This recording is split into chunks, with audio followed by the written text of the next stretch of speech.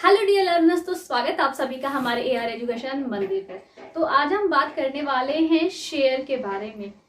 हम सभी लोग स्टॉक मार्केट में खरीदी बिक्री करते हैं, करेक्ट। लेकिन बेसिक चीज़ों को जानना हमारे लिए बहुत ही ज़्यादा ज़रूरी है। आप में से बहुत सारे लोग शेयर के बारे में भी नहीं जानते होंगे। शेयर मार्केट में आप ट्रेडिंग तो कर रहे हो, बट आपको शेयर के बारे में भी नहीं पता होगा। बहुत सारे ऐसे लोग होंगे जिन्हें नहीं पता होगा। तो चलिए पहले हम बेसिक को समझते हैं। जैसे शेयर मार्केट मैंने पढ़ा था कि शेयर मार्केट क्या होता है, तो आज की क्लास में हम जानेंगे कि शेयर क्या होता है। बिल्कुल बेसिक से, कुछ भी ज़्यादा हम एडवांस लेवल में जाके नहीं पढ़ाई करेंगे ताकि बिगनर्स को समझ में नहीं आए। तो हम लोग इस तरीके से बात करेंगे। अगर एक छोटा बच्चा भी आ रहा है देखने के लिए हमारे क्लास में, मेरे क्लास में अगर एक छोटा बच्चा भी आ रहा है देखने के लिए, तो वो भी समझ जाएगा कि शेयर क्या होता है। तो आइए देखते हैं कि शेयर क्या होता है। शेयर क्या है? तो सबसे पहले तो शेयर क्या होता है? शेयर का मतलब होता है हिस्सा, भाग, है ना। शेयर का मतलब क्या होता है? हिस्सा या भाग। आप जैसे कि जमीन ही देखते होंगे, जमीन ही है, इसे इतना बड़ा जमीन है, जमीन को फिर आप जब टुकड़ा टुकड़ा करते हो ना, उसको अलग अलग हिस्से में डिवाइड कर देते हो। तो हिस्से में डिवाइड किया, क्या बोला आपने? हिस्से में डिवाइड किया, अलग अलग टुकड़ा उसका कर दिया। जैसे कि इतना बड़ा है तो इतने बड़े जमीन को आपने 10 टुकड़े में डिवाइड कर दिया उसको, तो वो क्या हुआ? 10 अलग अलग टुकड़ा हो गया, 10 हिस्सा हो गया उस एक जमीन का। तो उसी तरीके से यहाँ पे शेयर का मतलब क्या होता है? हिस्सा, यानी कि भाग। अब ये होता क्या है शेयर? ये तो पता चल गया कि शेयर, इंग्लिश में हम शेयर बोल रहे हैं, हिंदी में इसे हिस्सा या फिर भाग कहते हैं। तो अब इसको थोड़ा सा और डीप में जानते हैं। तो पहले हम इसको डेफिनेशन के थ्रू समझ लेते हैं, ठीक है। तो डेफिनेशन क्या कहता है कि एक शेयर कंपनी की पूंजी का सबसे छोटा भाग होता है। एक शेयर जो होता है ना, वो कंपनी की पूंजी यानी कि जो कैपिटल होता है, कैपिटल का सबसे छोटा हिस्सा होता है, ठीक है। अब मेन डेफिनेशन पे आ जाते हैं। क्या कहता है? किसी कंपनी की कुल पूंजी को कई समान हिस्सों में बांट देने पर जो पूंजी का सबसे छोटा हिस्सा बनता है, उसी हिस्से को हम क्या कहते हैं? शेयर कहते हैं। तो अब ये कैसे हुआ? डेफिनेशन तो नहीं समझ में आया, तो अब चलिए इसको अब हम ना प्रैक्टिकली समझते हैं कि ये क्या कहने की कोशिश कर रहा है, ठीक है। क्या कि किसी कंपनी की कुल पूंजी को कई समान हिस्सों में बांट देना है, ठीक है। बांटने के बाद उस पूंजी का जो सबसे छोटा हिस्सा बनेगा, उसी को हम उसी हिस्से को कहते हैं शेयर कहा जाता है। तो कैसे? हम मान लेते हैं कि XYZ कंपनी लिमिटेड नाम की कोई कंपनी है, ठीक है, ठीक है। अब इसका जो कैपिटल है, वो कितना है? 1000 का कैपिटल है, ठीक है। इसका कैपिटल कितना है? 1000, यानी कि इस कंपनी का वैल्यू कितना है? 1000 रुपए। इस कंपनी का वैल्यू कितना है? 1000 रुपए। यानी कि इस कंपनी के पास में, XYZ कंपनी के पास में कैपिटल कितनी है? 1000 कैपिटल है। अब ये शेयर मार्केट में अपने शेयर्स को उतारेगा। तो शेयर्स को कैसे उतारेगा? अपना जो ये कैपिटल है ना, इसका जो पूंजी है ना, इसको डिवाइड करेगा, ढेर सारे टुकड़ों में डिवाइड करेगा। इसकी मर्जी की कितना, 100 टुकड़ा कर सकता है, 50 टुकड़ा कर सकता है, 1000 टुकड़ा, 1,00,000 टुकड़ा, उसकी मर्जी। जितना टुकड़ा करेगा उतने छोटे अमाउंट का एक शेयर बनेगा, ठीक है। जैसे कि हम मान लेते हैं कि 1000 शेयर है, इस 1000 इसका कैपिटल है। इसने 1000 के कैपिटल को क्या किया? 100 शेयर में डिवाइड कर दिया। 100 शेयर में डिवाइड किया। शेयर कितने का बनाया? 100 शेयर बनाया सर। 1000 को 100 भाग में बांट दिया। 100 भाग में बांट दिया तो अब शेयर का प्राइस कितना निकल के आता है? ठीक है, 10 रुपए। 10 रुपए निकल के आता है ना। तो ये हमारा क्या है? ये वाला, ये है कैपिटल। और ये क्या है? ये क्या है? ये है नंबर ऑफ शेयर। और ये क्या है? ये है शेयर प्राइस, ठीक है।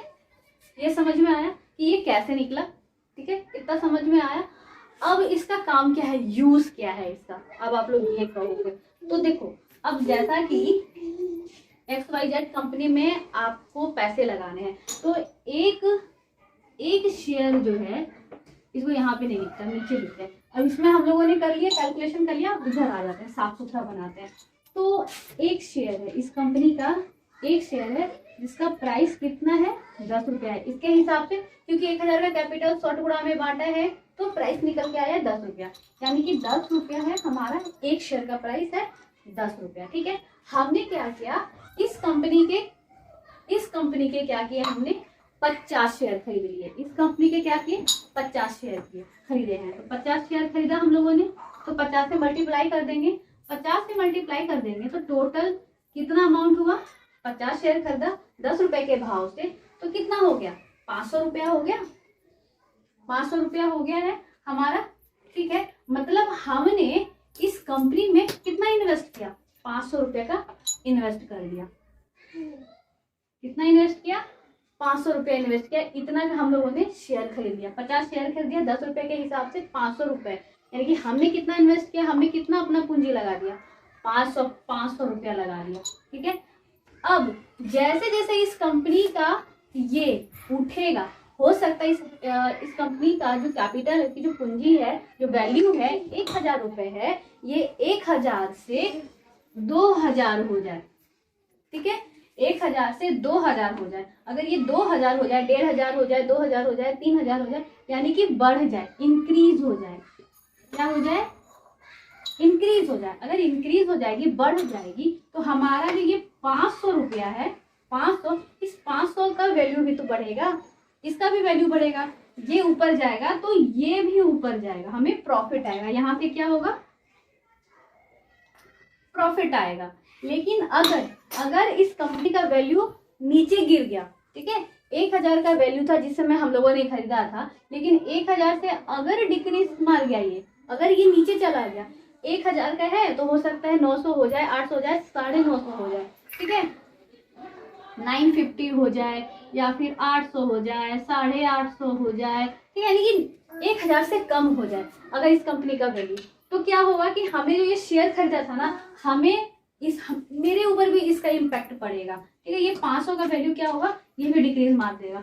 हो सकता है कि ये 475 का हो जाए, ठीक है, 475 का हो जाए, 400 का हो जाए, 200 का हो जाए। जिस तरीके से ये ड्रॉप मारेगा वैसा ही हमारा प्राइस भी ड्रॉप मारेगा। मतलब हमारा जो प्रॉफिट और लॉस है, हमारा कैपिटल का जो प्रॉफिट और लॉस है, वो किस पे डिपेंड करता है, कंपनी के कैपिटल पे ही डिपेंड करता है। अगर उसका प्राइस ऊपर जाएगा या नीचे आएगा, तो हमारा जो ये अमाउंट होगा, जो हमने शेयर खरीद रखे हैं, कैपिटल जो हमने बनाया, इसमें भी हमें या तो प्रॉफिट मिलेगा या तो हमें लॉस होगा। तो ये कंप्लीट डिपेंड्स ऑन किस पे, कंपनी के कैपिटल, कंपनी के वैल्यू पे डिपेंड करता है। कंपनी की जो पूंजी होती है, उसकी जो वैल्यू होती है, उसी पे डिपेंड करता है, कंप्लीटली उसी पे डिपेंड करता है, ठीक है। तो मतलब ये कि हमने 500 रुपए उस कंपनी को दिए। अब यहाँ तो हो गया कि ये प्रॉफिट लॉस का हो गया, ये प्रॉफिट लॉस का हो गया। अब हम जितना का शेयर खरीदते हैं ना, जैसे कि हमने 50 शेयर खरीदा 10 रुपए का, यानी कि 500 रुपए हमने इन्वेस्ट किए। तो इस 500 का क्या हुआ कि हम शेयर होल्डर बन गए, ठीक है, हम भी मालिक बन गए उस कंपनी के। इसके रेशियो में जितना हमने खरीदा है, 50 खरीदा है, इस 50 के रेशियो में हम भी उस कंपनी XYZ कंपनी के मालिक बन गए हैं। तो आई होप यू गाइस कि आप लोगों को ये शेयर क्या है, ये चीज सिंपली भाषा में समझ में आ गया होगा। तो चलिए मिलते हैं अपने अगले क्लास में, तब तक के लिए मुझे आज्ञा दें। बाय बाय दोस्तों।